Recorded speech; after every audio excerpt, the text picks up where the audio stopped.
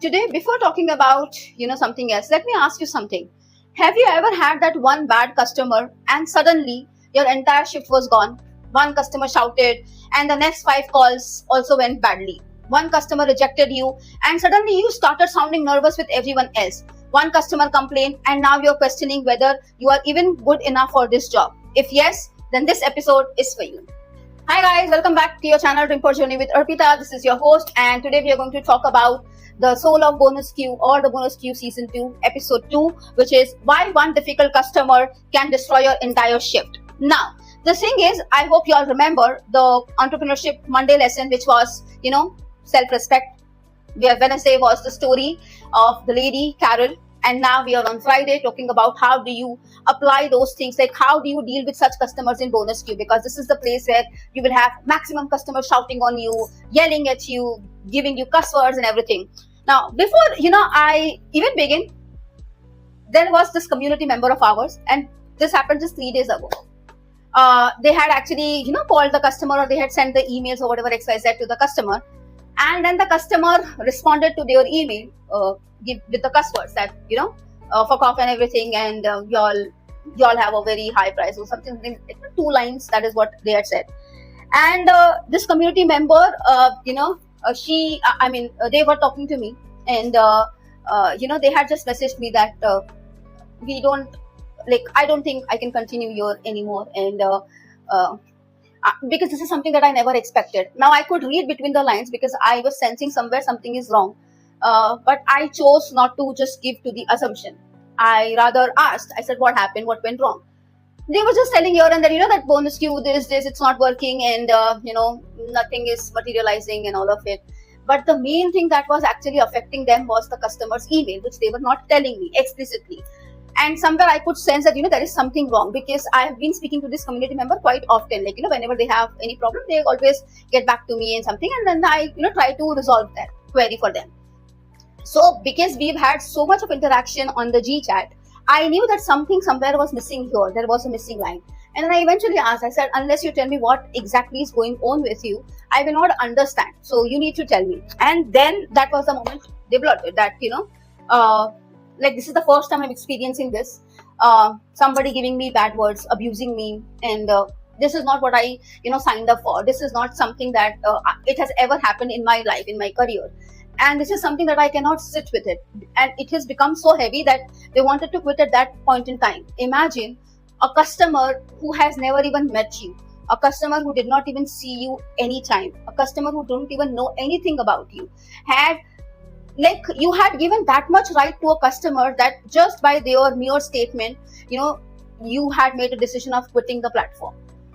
So I said, see, this is quite normal. I will not deny that this doesn't happen. Yes, it happens.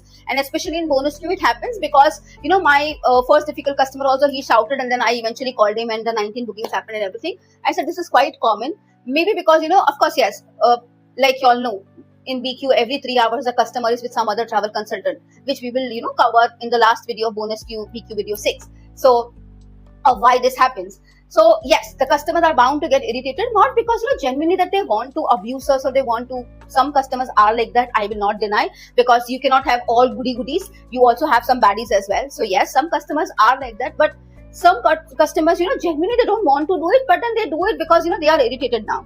So, I exactly advise them to do the same thing, write an email, to the customer and everything, like what I did, which we discussed on the Wednesday episode. So I exactly, told them that you can always write the email and whatever it is, and then, just leave it. If the customer replies, well and good. If it doesn't, at least you've got the closure. And trust me, the minute they sent that email, like they hit the send button, after about, I think 10 minutes or 15 minutes, they told me that, I am now relieved. I feel that, that entire weight of my chest has been taken away. Just because, I had given my word to the customer. I said, exactly.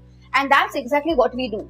One customer yells on us, we take that yelling to all the calls after that. One customer rejects us, we take that rejection to every other customer that deserves our attention. We don't do that because we start judging every customer from that one customer's experience. Now, the thing is, one thing I keep seeing inside Bonus Q, if you actually ask me, and especially, like I said, with new consultants, because this is something which is very, very popular, that happens because everybody is new and, they do not expect somebody to, treat them like this.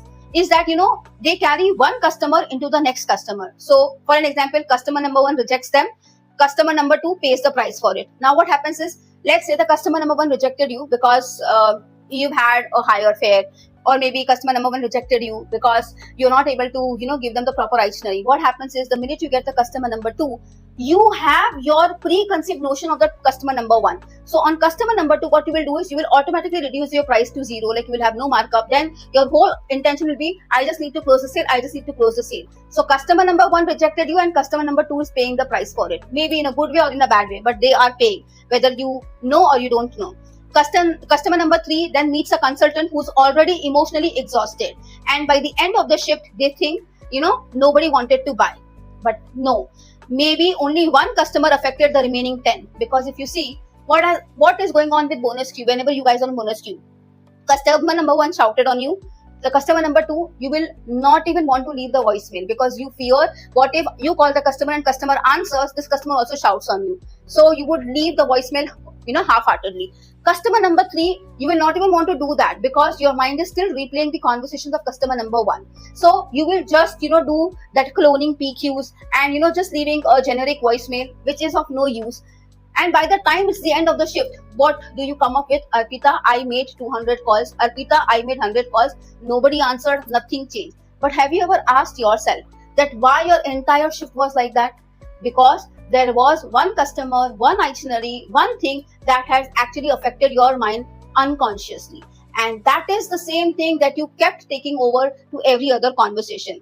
Now, the thing is, when you look at it in this way, you are actually doing nothing, and you are, just wasting your time. But in introspect, if you actually look at it, every customer leaves something behind. Some will leave confidence, some will leave frustration, some will leave excitement, some will leave doubt. Your job is to clean the room before the next customer enters. Now the thing is, let's say if one customer shouts on you, or if they, tell you something which you are not ready to hear, what happens is your confidence is shattered. The next call that you go on, you are low in confidence, you're nervous, because you keep replaying that, customers are like that, customers are like that, customers are like that.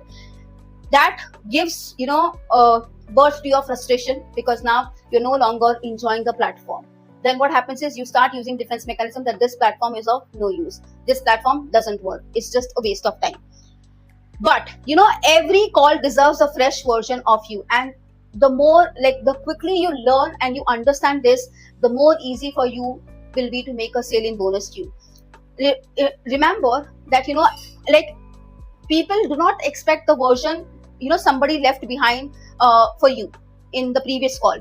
I used to make this mistake too. Like I said, when that customer, he gave me cuss words for the entire day, my mind kept repeating that conversation repeatedly, because I did not have a closure. And one difficult customer, and I would spend next 30 minutes, forget 30 minutes, like I said, I spent the entire day replaying that conversation. Like, what should I have said? What if I had explained better? Maybe I sounded rude, because I started doubting myself. Like that day, why did the customer give me cuss word? Maybe did I sound rude? Like I literally went and, I heard my conversation multiple times, but I did not do anything wrong. Then you have a lot of maybes, maybe the customer was not looking at this price. Maybe I did not do proper search and everything. Meanwhile, what happens is, the next opportunity had already arrived, but the thing is, you are not mentally present anymore. You have another customer who's ready to buy the ticket with you, but now you're not doing justice with that customer, because you are not mentally present for that customer, because your mind is already occupied in some other customer. Like I told you about this community member, they were also going through the same thing. That one email made them to, question why they are even on this platform. Like, this platform is not for them. This job is not for them. And this is why I always tell consultants, don't measure your shift by one customer. Measure your shift by your consistency. Some customers will reject you because they are supposed to reject. Some customers won't trust you because that is what they are supposed to do. Some customers simply aren't meant for you, because you can't please everybody in this world. If that was a thing, then everybody would have been a business. Like no lead would be a waste lead. There would be no customer in bonus queue if you were there to please everybody. But that's exactly that you need to learn, that this is not failure. Failure is allowing one rejection to reduce the quality of the next conversation. Because bonus queue isn't testing your sales skills. Please understand this. It is only testing your emotional recovery, because if you cannot, recover yourself emotionally in bonus queue, trust me, you can't do that on live call. Because how quickly can you reset, how quickly can you smile again, and how quickly can you become fully present again? That is what separates consultants who stay in bonus queue from consultants who graduate out of it. Now the next time, don't come and tell me that, Arpita, we are still in bonus queue, we are not graduated. That's because what are you doing differently from others? See, it's not that people do not graduate out of bonus queue, they do. But are you even fully present? That is a question that I leave you guys with yourself, that you all have to think, that did you ever affect one customer, affecting your other 10 conversations or your entire shift? So, I eventually realized bonus queue wasn't teaching me sales. It was actually teaching me emotional discipline. Sales was just the classroom. The real lesson was learning how to leave yesterday's customer before saying hello to today's customer. And this exactly is the defining line for people to survive in, or for people to learn in bonus queue, is you need to leave, something for yesterday. You need to leave whatever you had learned yesterday and become new for something today. And from the same consultant, from the same community member, I learned one more thing.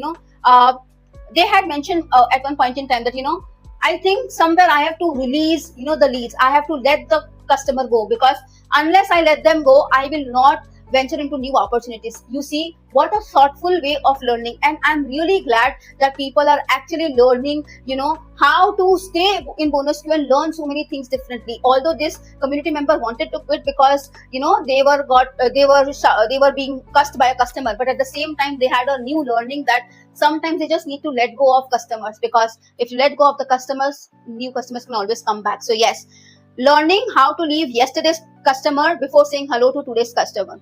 Next Friday, we are going to look at another invisible mistake bonus queue consultants make. One that has nothing to do with confidence and everything to do with assumptions, because we are so good in assuming things that, we feel that whatever we are assuming is correct, but assumptions can actually cost more sales than objections ever will. And that's exactly what we are going to discuss the next Friday. So until then, please like, share, comment, and subscribe, and we'll meet again in the next one. Until next Friday, thank you so much.